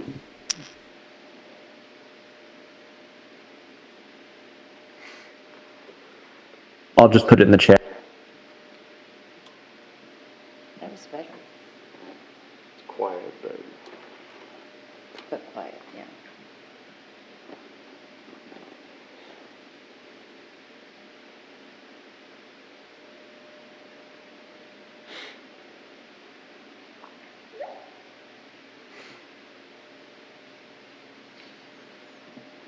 There you go. Nothing much to add, just that I reviewed the agreement that was presented. okay. Video cache built up there. Yeah. All right. Anybody have any questions for our city attorney? Oh, no, he wasn't working on it. Never mind. All right. Nope. Nope. Thank you. Does anybody have need for an executive session? No. Okay. We will move into council comments. Go. I have nothing other than I think we've had really, between the general discussion and the committee reports, I thought we had a very good conversation tonight. And stay warm. Indeed. Spring's coming. It's going to be a minute. Lori. Well, I'm going to cause a little controversy here. I've got a lot of messages about snow removal. We really need to look at this because what our code says and what we as the city are doing are totally contradicting each other. Totally contradicting each other. down by the health department was still not shoveled this morning at 7:40 a.m. So if we're gonna tell people that they have to have their snow cleared up in 12 hours, then we as a city better figure out how to do it ourselves. So I don't know what committee that needs to go to or who needs to handle it, but it's clearly an issue because I've received quite a few messages today about it. Who does snow removal, cemetery and parks? Yeah, so that property that's being mentioned is the cemetery parks responsibility. I do know a couple of them were helping with the street snow removal, but other than that, that's a main sidewalk that gets used by anybody walking. So, yeah, it's gonna be one of our priorities and needs to be one of our priorities. Is there a manpower limitation or an equipment limitation or something that needs to be considered? Yeah, of course, with this one, with it being a weekend snow, then you're really getting into overtime and stuff like that. So, I mean, if council is saying that, let's pay for overtime so that way it can be removed, or let's try to find a contractor to try to do it, then that's something that we can look into. That was something else. You hit the nail right there. Yeah. I think there would might say- be certain areas that a contractor certain concentrated areas that a contractor makes sense. I agree with Lori, if we're gonna We're gonna Live say we're by gonna the enforce code. this and then not do it ourselves. we really need to that's- That doesn't look Exactly. good. No. So, yeah, we gotta figure that out. Is I it- don't know what the answer is. Yeah, and I don't know, this might be the first and last big snowfall of the season, but, can you reach out to contractors? Yeah, so we've already done preliminary, reaching out to different contractors just based on our existing relationships with them. As of the moment now, not saying that we were saying, a lot of city properties were potentially up, but a lot of them were already full for the season. There was only one that was saying, hey, if anybody asks, we can possibly take them on. And so that's probably where we would start if that's where we're interested in going. What committee would that even need to go to? cemetery Parks Area parks. Or admin admin finance. finance, but. With it being a contract, I'd say admin finance. And I think some of it, Josh and I did talk earlier today, some of it might be, prioritization as well. My comments were that Broadway, where there's gonna be more than the average amount of pedestrians, has to probably be kind of top shelf for priority, plus it's very visible. So yeah, no, I think if we wanna be taken seriously, then we've gotta make sure we're way above any kind of reproach as far as hypocrisy. Well, of any of our safe routes for students. Yes. So, when we were talking about, how we were gonna go about, even the ordinance in place, obviously we didn't post until a little bit later in the day, and that was so that way we could address some of our own first, because we realized they needed to be addressed, but then, second of all, it was a day that school's not in session due to the weather, so hopefully more people were able to get it addressed in the morning, giving them plenty of time also throughout the day to get it addressed. Our plan was not to really hit the streets near the schools until tomorrow, just because tomorrow's, like I said, they should have had plenty of time to remove at that point in time. Now, whether that's the right, actions to be taken, I think, we can have a group of council members discuss that with us and really plan with us, the best steps to be taken. But that's what our, actions were gonna be for this now, just based on the timeline of events. Okay, well, I was mainly talking about sidewalks, but thanks for talking about the streets. Oh, I wasn't talking about the streets. Yeah, well, you said around the school. Yeah, the sidewalks around the school. So that way kids are able to walk. The school does the sidewalks around the school. No, not the school sidewalks. Proximity to. Yes, yes. Proximity of the school. Gotcha. I'd say if that's an admin and finance thing, if that's where we wanna put it, we probably ought to add that to the call. Sorry. Yeah. Yeah, add it to them. They need a big meeting. All right, anything else, Lori? The only calls I got were that we really didn't get to the snow routes, maybe quite as quick as we should have, and in people's opinions. So I do think we need to concentrate on, if there's a snow route We need to make sure they're open, ambulances can get to hospitals, fire trucks can get to where, and if they need to be somewhere. And I know there's been some complaints about, you know, snow blocking people's drives, like they had already scooped and then it comes by, and that's a bit tricky. That is tricky. In the same vein, there's a lot of times where either people who have a house or business and then us pile the snow on a corner so high that it's either dangerous for vehicles, see. and then there's no pedestrian access because it's just a big Pile dang of pile of snow. snow on the corner. There's not, I don't have a pat And then we solution to have- any of that, but The unresolved of the odd even parking, and we Yeah. really haven't come up with anything. not a better solution, no. It was discussed a lot. Yeah. Why, It was when I said why it. did it get It was tabled? I discussed don't in the remember. committee meetings a lot. They were, Yeah. the And there was enforcement no- side of it, yeah. they thought was gonna be kind of unwieldy. Yeah. Oh, okay, There yeah. might be a lot of confusion. And I would just say, as far as the snow removal, snows like that, they're continuous. Maybe they got the snow routes first, went on to other things, and by the time they get back, it's already full again. So I think people need to keep that in mind too. We can't have one truck designated to the snow route 24 hours a day. I definitely noticed people who scooped their sidewalks kind of early, They did. and then it snowed more, and so it's like, okay, well, it kinda needs scooped again. I had How to do you- hire someone twice I to was do my gonna say, so I driveway, don't know what, you know, how do you treat that? And now I gotta hire someone a third time because of the wind today. Yeah, the Move wind all the snow drifted back it, onto my yeah. driveway. All right, anything else, Michelle? Chris? A couple things I know we talked about, I wrote it down, let me look it up, I always forget. Neighborhood revitalization is what I was thinking of. Gotcha.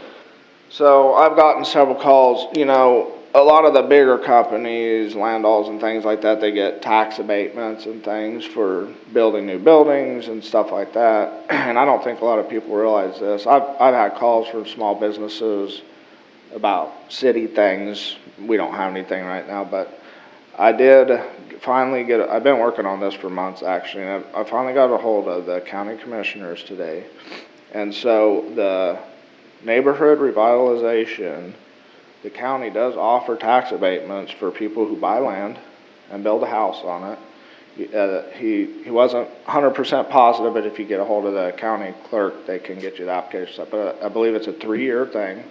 First year it's like 50% off, then the second year it's a little less, then the third year a little less than that. So, It's 60%. Yep, or 60.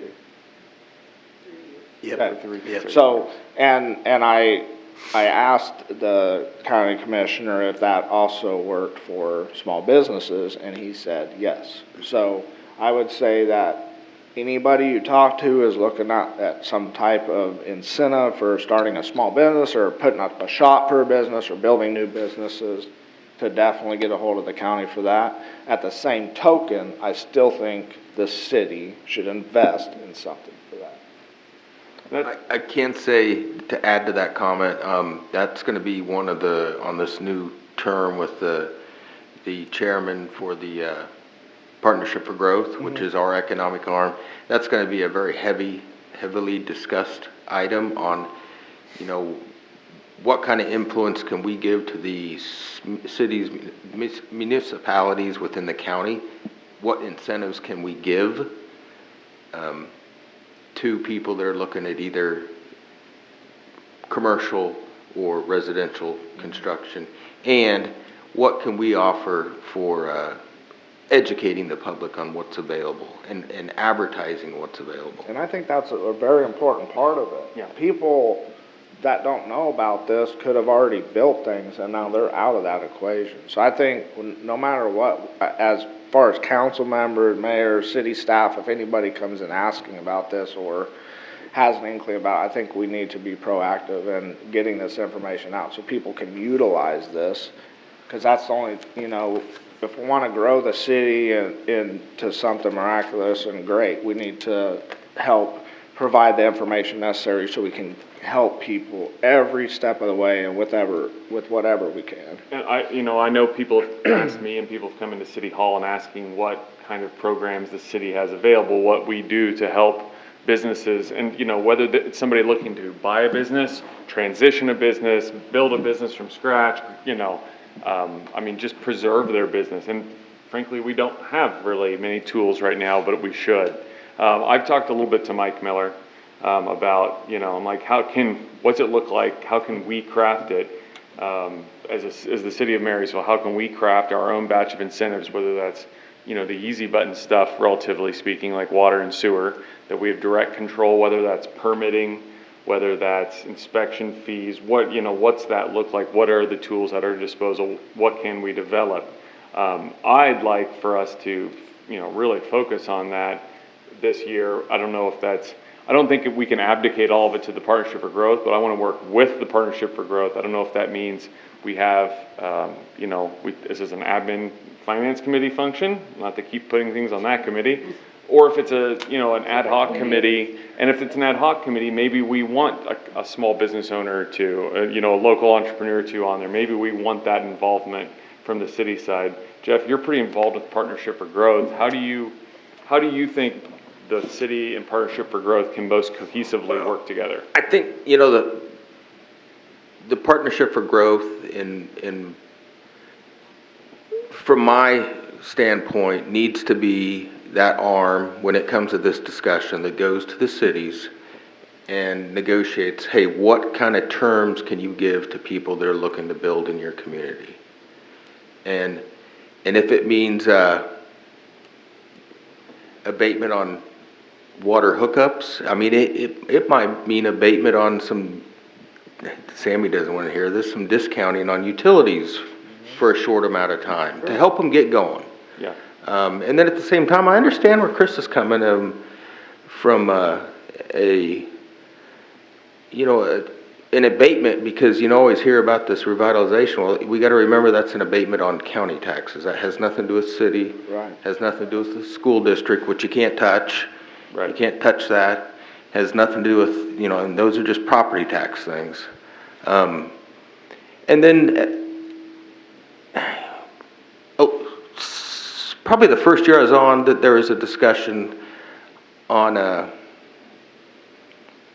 the idea of a land bank, because this whole idea of, okay, God, it's a blighted property, we got to do something about it. If we really want to get serious about it, we need to be serious about condemning properties, but we have to have somebody that's going to maintain that inventory of properties. And I don't think that's a function that any city in our county should make the investment to have to do individually. I think it needs to be a collective effort by all communities within our county, and have somebody that's kind of managing that. At the same time, we need to have that one person that people know that you go to when you're talking about infill housing and the neighborhood revitalization. They're the ones that's who you talk to within Marshall County. That's going to be kind of the approach that the Partnership for Growth is going to be looking at in the future. And I would just ask that this council administration and future council's administration maybe support and embrace that concept, instead of always thinking we got to go on it by our own. We're paying so much a year to be a member. Let's let them be the 100% the wheel. And I don't know. I'm inclined at this point to, maybe create a committee, or whether this isn't, we can send this to the Admin and Finance Committee to help craft, whether it's something they want to tackle, or we create an ad hoc committee. But I want Mike involved in all of it. Everything I've worked with him on so far, I think he's got creative ideas. He's got the backing of the Partnership for Growth. And like you said, we're buying membership, so we should use that membership. It's just like the North Central Planning Commission. Regional Planning Commission. How often do we reach out to them? If you think about it. So if we don't mind adding that to that agenda as well for Admin Finance, we'll be discussing the business incentivization, community property, what did you call it? A neighborhood revitalization. Neighborhood revitalization. But we don't have to call it that, because it's a city thing, so we can come up with our own. But those are kind of sub-bullets underneath that conversation. Do you have anything else, Chris? So, sorry to create this discussion, but it's just something I've been heavily invested in. Another thing is, I know nobody's perfect, but I just want to say thank you not only to the local contractors who are pushing snow till 4 o'clock in the morning and hiring high school kids and things are out there shoveling snow in sub-zero temperatures. Just a big shout out and thank you to them, to the city crews and everybody that's been helping out to keep our streets and sidewalks and stuff cleared, so that way we can drive and get to Walmart or wherever we have to go to do our shopping and stuff. So just a big thank you to those who keep us in a drivable fashion. Keep us rolling. Yes, that's it. Kevin? Just thank your street department, everyone else was out in the cold cleaning. All right, Kyle? I'll echo that sentiment. I've worked those, I've pushed snow. It's a pain dealing with the vehicles, dealing with crazy drivers and more snow and, you know, long hours. So I appreciate those guys and everyone out there doing it. That's all I have. Keith? Yes, about, I don't know, maybe 3 months ago or 4 months ago, I brought up ways to, people can lower their property taxes, and I came across Kansas homestead refund programs. It's in kansas.gov, you can look that up, and what it does, it gives you a rebate on a percentage of your general property tax paid, and they give up a maximum refund of $700. But you have to meet a criteria. And you must be a Kansas resident in all of that calendar year, or 2024 is when I think it started. You must have a household income of $42,600, and you must have owned or occupied a home in Kansas in that calendar year. Your house cannot be valued more than $350,000. In addition, you must have been 55 years age or older the entire calendar year of 2024, which means you were born before 1969. You must have been blind or totally permanently disabled all of 2024, regardless of your age, or you must be a dependent child who lived with you the entire year, who was born before January 1st, 2024, and was under the age of 18 the entire calendar year of that year. You must be a disabled veteran, or you must be the surviving spouse of a deceased member of armed forces who died in the line of duty during a period of active service.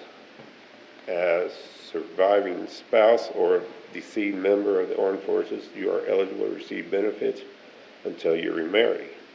Or you must be the surviving spouse of a disabled veteran. As a surviving spouse of a disabled member of the armed forces, you are eligible to receive benefits until you remarry. Another category they have is Kansas property tax relief for low-income seniors. Now this is based on, of course, your age, and the refund of this is 75% of the property taxes you paid. You get that back. Oh, wow. You must have been 65 years or older. All of 2024. You must have been Kansas resident the entire year of 2024. You must have a household income of $24,500 or less. You must have owned or occupied a home in Kansas during 2024. Your house cannot be valued more than $350,000. So that's what the state of Kansas is doing. Now, you go a little bit further, different counties are also adapting pilot programs, same thing. So I got 3 counties here. I'm gonna start. Wyandotte County offers property tax, utility, and sales tax rebates for seniors 65 plus and residents with disabilities and total house income of $58,000 or less 2024 tax year. These programs provide significant relief for eligible residents, often reducing the tax burden of a substantial percentage. Applications can be submitted at their city hall. Like previous eligibility, you got to be 65 years or older or disabled.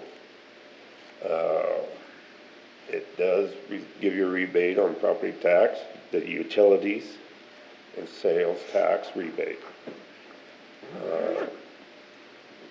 Again, they go by the $350,000 base year on your value of your home. So they kind of mirror the state stuff. Yep. So that's what Wyandotte County does. Douglas County is offering a property tax rebate program for low-income seniors and disabled veterans. The maximum rebate payment per household is $400. And you must reside in that county, own or occupy a home. Home is not used for short-term rental. And of course, they go by what the state of Kansas does, is age 65 and older or disabled veteran as defined. And they use the $350,000 for home appraisal at or below Kansas Homestead Refund Program. Income limit, $43,389. Use Department of Housing and Urban Development. Very low income limits. Household income includes 50% of Social Security and supplemental security income. So that's what Douglas County does. They kind of follow that same guideline too, but they set their own rebate limit. Johnson County has provided tax relief for 2 years, but only to seniors, disabled veterans, and homeowners with an appraisal value less than $384,600. And Mike Kelly, who is the Johnson County Board of Commissioners, quoted that we wanted to be able to help people directly. We broadened the pool to hopefully have more people utilize the program. In 2026, those barriers will be gone. The county removed the age limit requirement for applicants and raised the maximum appraised home value to $500,000 instead of the $350,000. And he goes, I expect that we will have more applicants this year than we had in years 1 or 2. I hope that we spend every dollar that we allocated for this program, make sure those funds go to homeowners within the county.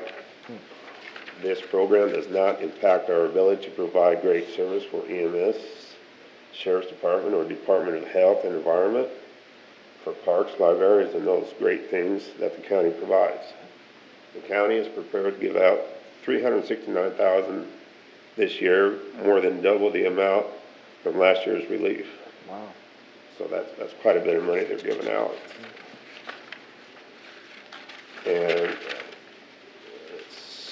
he goes on to saying if Johnson County property tax is only 17% of your total property bill, we know that providing that 17% back to the residents can have a really meaningful impact on folks. So that's what Johnson County does.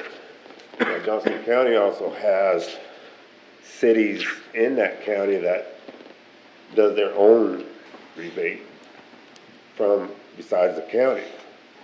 So there's like 8 cities that were doing that. Yeah.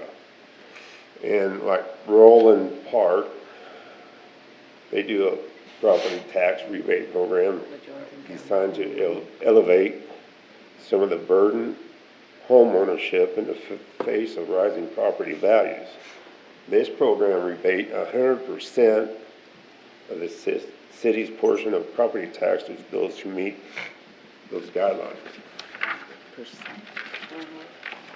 Oh, God. The program's goal is to help residents remain in their homes and help make it more affordable to do so. So that's what that city is doing.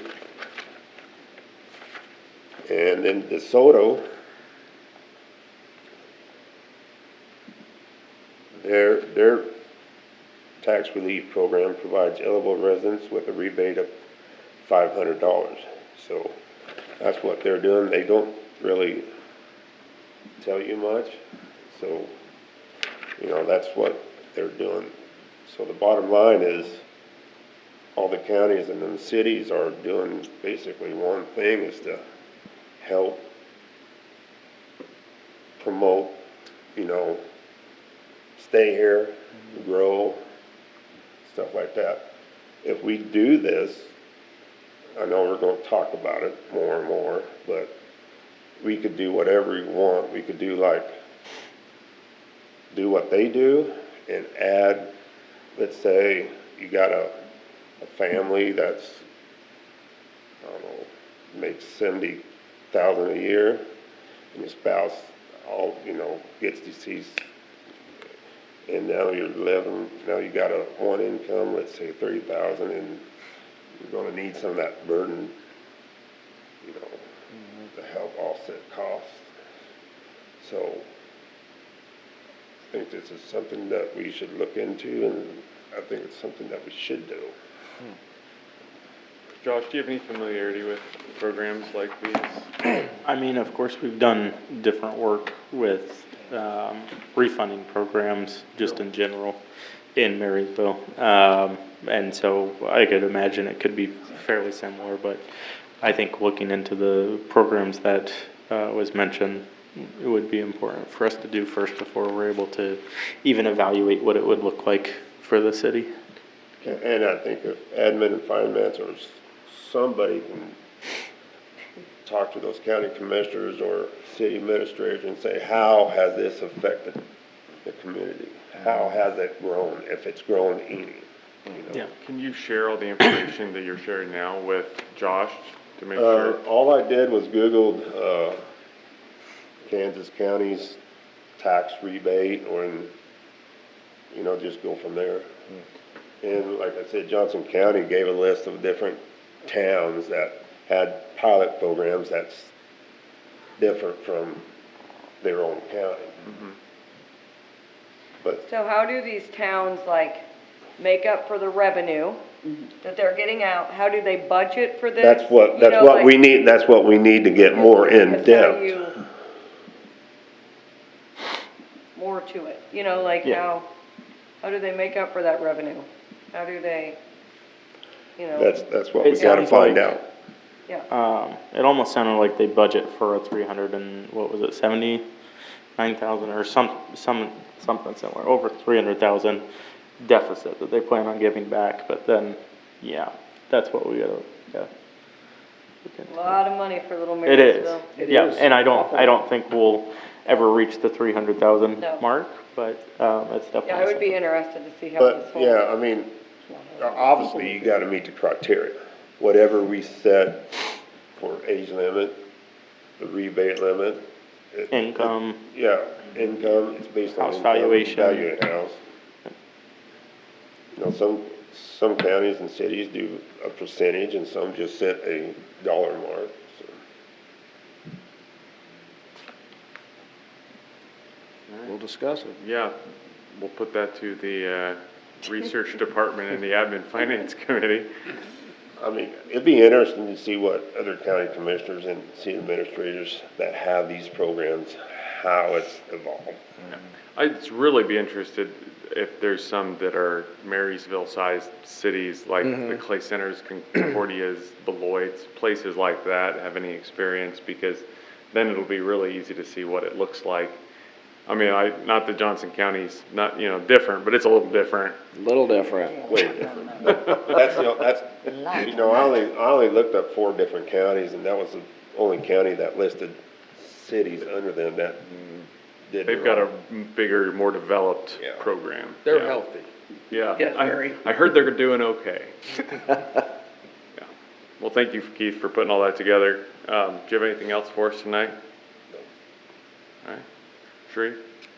No, I'd like to thank the city for working extra hours, and Lori covered the conversation of phone calls that we got, but other than that. Mr. Mayor, I did have one more thing I forgot to mention.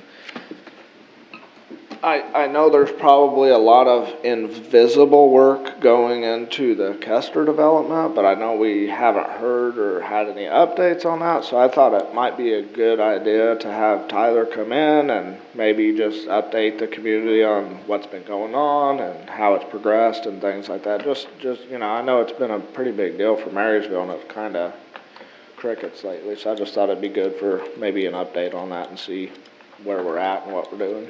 Everybody's pretty excited to see activity, so Yeah. it'd be nice to, even if it was just a written update. I would agree with that, and I've reached out to Tyler. I know he's having conversations with city staff. But I think even if we could get put it on the business discussion, have a time slot scheduled for, bring them in via Teams or whatever. So at least we could ask a couple questions in public and get some feedback. Not to take anything away from the paper, but it's nice to put the guy on the spot and maybe ask some things that other people haven't thought of, so. And I mean, like you said, I know stuff's going on in the background, but if it's not visible, then people just have lots of questions, so work on that, that'd be great. That all you had? Sorry. No worries. Like everybody else said, thank you to the street crews and folks out scooping snow. I've walked around town quite a bit yesterday and today as well, and you can tell some people are, pretty slapdash, and some people are snow removal experts. I tell you some of the finesse of some of the scooping, but there's definitely still some that need cleared, especially if you live near the school or somewhere where people, older folks or not older folks, walk to get their, get their food, to get their prescription, to go wherever. You can tell on some of these side streets that you can really tell how much sidewalks get used when you have footprints in the snow because they haven't been scooped. There's some of them that you'd be surprised how much foot traffic there is. So please, if you haven't, if you can't, ask your friend, ask your family, ask your church, ask anybody. You can even ask me and I'll see what I can do as far as getting some of these cleared, but it'll be gone hopefully in a couple days anyway. But thank you to all the crews and everybody who went out and made it pretty darn passable, like everyone else has said. The only other thing I wanted to mention was I did meet, and it was too late to get on the agenda or anything for this week, with the school district personnel, the superintendent, the building principals, vice principals, activity director in regards to crosswalks and pedestrian safety. Also discussed with them how they've seen the going one way with Alston Street. They said that they had only one time they've seen anybody go the wrong way. They flagged them down and told them, and they were very apologetic. So, so far so good. They feel like that's really made it safer, as well as deleting the illegal parking spot on Center Street at 11th. Deleting's the word, since they ground the line out of the highway. So, it's been well noted that that's improved sight lines, and I walked through there and I'd agree. But the long and short was they're going to bring it to the board, but all the players here are pretty much in consensus. They're not worried from a liability insurance perspective about high school kids being crossing guards at 11th Street after school. So the plan, as we've got it shaped now, is to do kind of a trial run after spring break. Would be community organizations, community volunteers in the morning for a half hour, 45 minutes, and then high school kids, clubs and organizations in the afternoon. The school, Mr. Schrader is buying the stop signs, reflective vests, etc. Make sure that they're available. They're talking about keeping them at the United Bank branch. His son, I guess his office is right there, right at the corner, so they'd be really easy access for people to go grab. Mr. Woodcock is working with the AAP teachers and others to organize where they'll have at least 2 kids. So if they can get 2, we'll do 11th Street. If they can get 4, do 11th and 10th. If we can get 6, then 11th, 10th, and 12th. But 11th is kind of the big apple, big prize here. But they'll have that arranged on their side.